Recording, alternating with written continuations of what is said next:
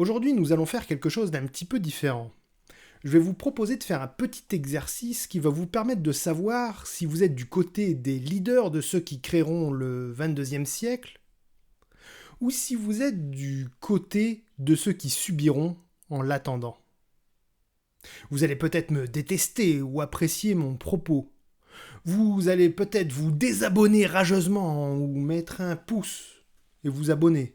Parce que au fond, l'expérience est assez intéressante et on aimerait voir plus loin ce qui va se passer. Vous pourrez projeter sur moi vos réactions, bonnes ou mauvaises, et c'est correct, parce que dans cette vidéo, je serai là pour ça. Ah oui, puis j'oubliais, je vous mettrai un petit clin d'œil personnel à la fin de cette vidéo, dans les recommandations des vidéos à regarder. Si ça vous tente, c'est cadeau. Toujours là ? Ok, super. Alors, le premier point, c'est que j'aimerais que vous puissiez regarder cette vidéo à un moment qui est peut-être un peu plus calme de la journée, où votre téléphone ne va pas vous déranger forcément, parce que vous aurez besoin d'un peu de votre attention pour réaliser cet exercice. Le deuxième point, c'est que je veux que pendant ton écoute, tu sois vraiment attentif à ce qui va se passer en toi. Qu'est-ce qui t'habite en ce moment ? Quels sentiments tu ressens ? Par exemple, là tout de suite, est-ce que c'est le calme, la tristesse, la joie, la gratitude ?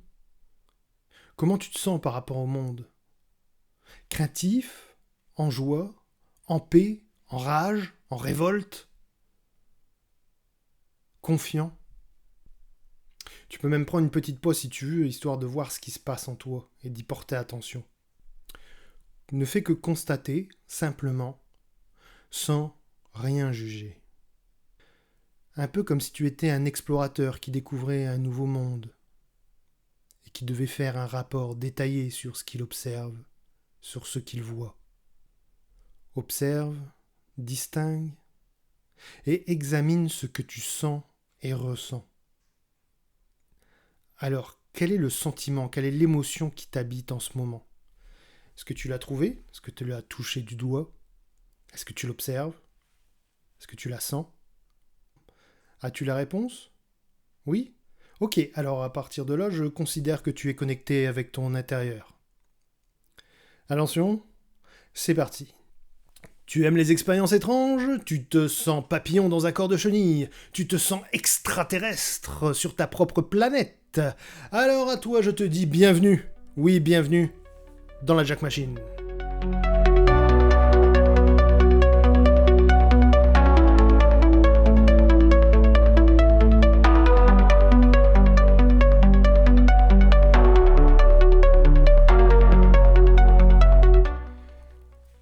La fabuleuse cérémonie d'ouverture a marqué le départ des Jeux Olympiques. Si une majorité des spectateurs salue la performance des artistes et de la mise en scène, la pilule du wokisme est difficile à avaler pour une bonne partie de la population mondiale.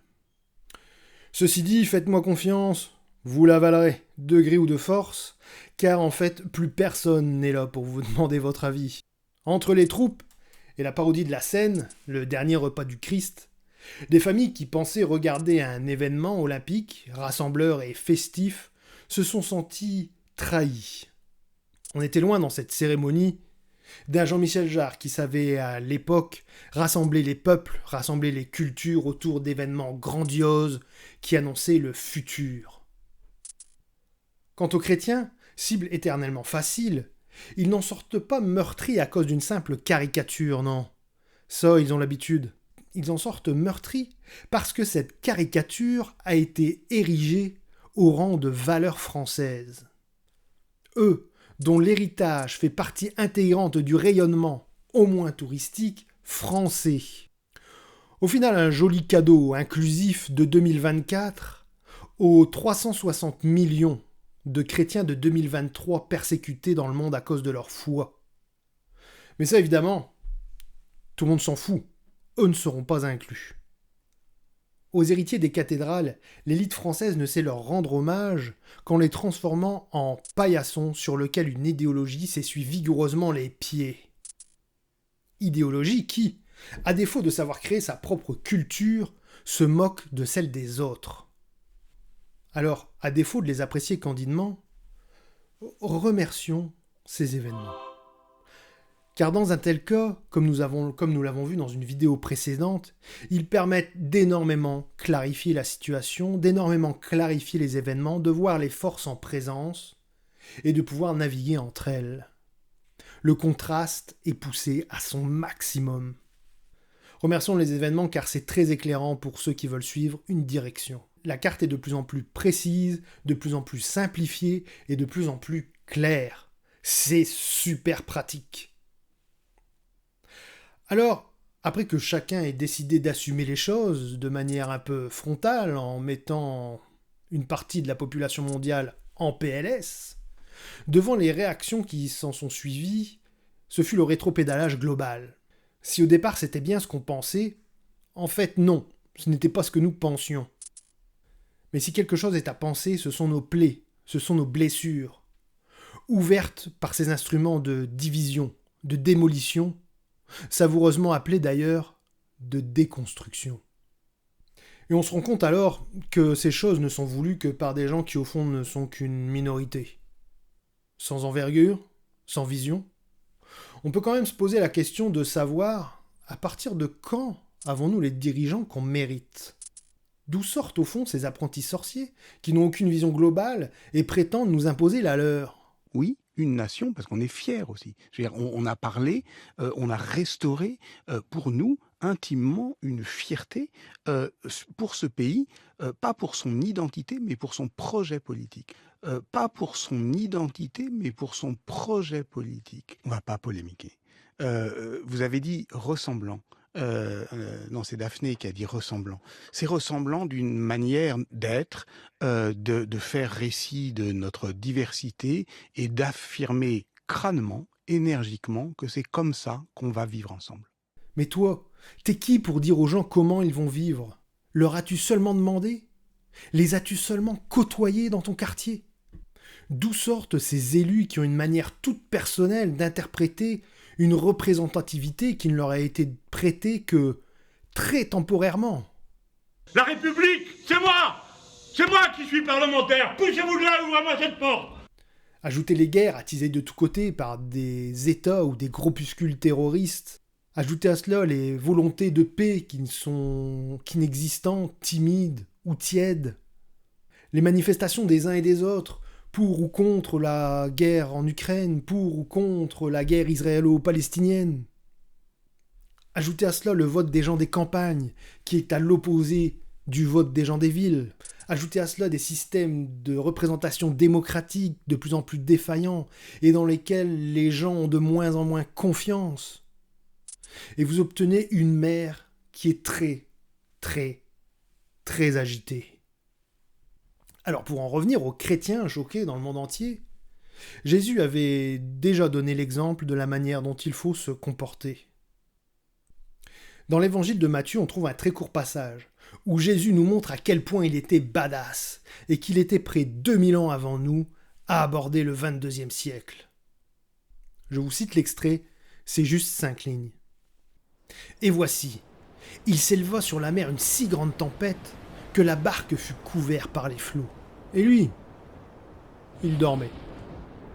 Les disciples s'étaient approchés et le réveillèrent. « Seigneur, sauve-nous, nous périssons !» Il leur dit, « Pourquoi avez-vous peur, gens de peu de foi ?» Alors il se leva, et il menaça le vent et la mer. Et il y eut un grand calme. Ces hommes furent saisis d'étonnement. « Mais qui est celui-ci, disaient-ils, à qui obéissent même le vent et la mer ?»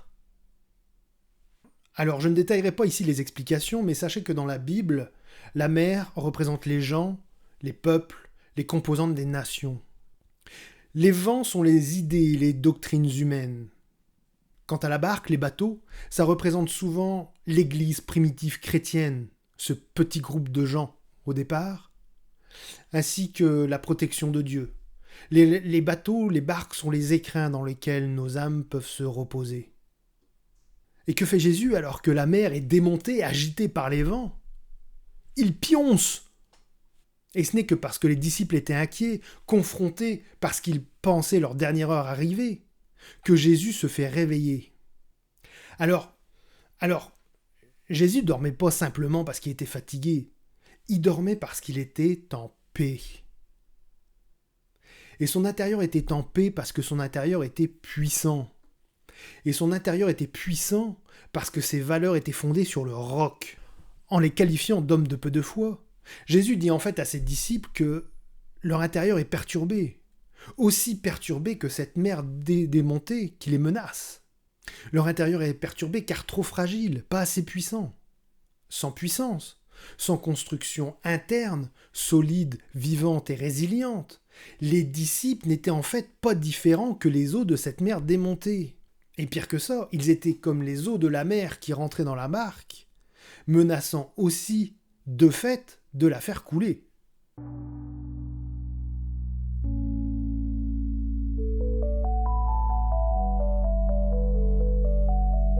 Alors maintenant, j'aimerais savoir comment vous vous êtes senti jusqu'à maintenant dans cette vidéo. Combien de sensations différentes avez-vous éprouvé ? Vous êtes-vous révolté contre moi, contre mon propos ? Ouais, il est con, il pense à ça. Vous êtes-vous révolté contre le système ? Ouais, c'est dégueulasse, nous contrôle, tatati, tatata. Comment vous êtes-vous senti ? Comment vous êtes-vous senti pendant ces polémiques ? Si vous avez joué au yo-yo émotionnel, c'est une alerte. Le vent et les eaux ont la capacité de vous perturber. C'est un signe que vous êtes comme les disciples dans la barque et que vous risquez de vous épuiser très vite à force de ne pas dormir. Mais vous pouvez changer de camp et retrouver votre sérénité. Car maintenant que vous l'avez constaté, vous pouvez changer votre intérieur, le rendre plus stable, plus puissant et donc plus tranquille. Alors je ne vous parle pas d'un intérieur solide et rigide comme de la pierre qui ne bouge jamais. Non, je vous parle plutôt d'un intérieur vivant, vivant et solide comme un arbre.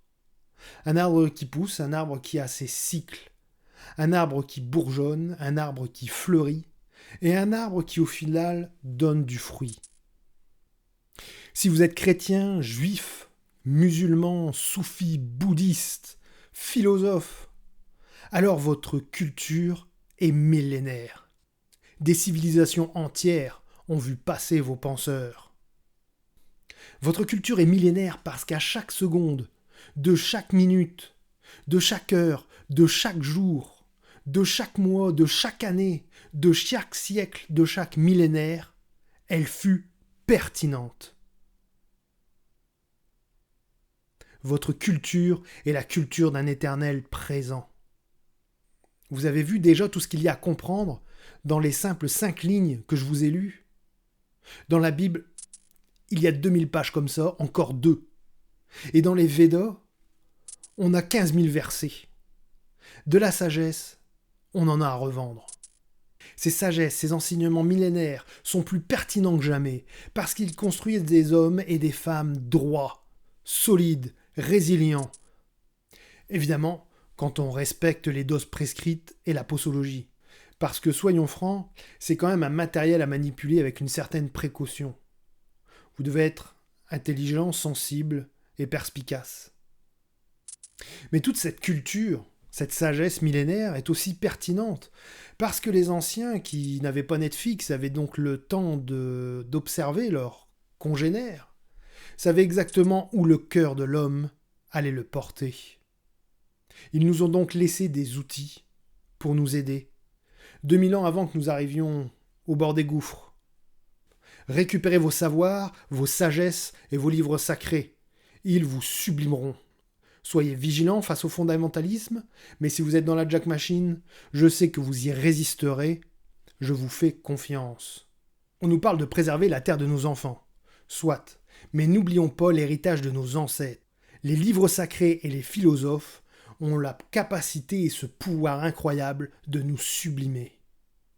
On les a peut-être trop vite oubliés, on les a peut-être trop vite enterrés, et ce faisant, on a laissé de jeunes freluquets s'en moquer. Ça suffit.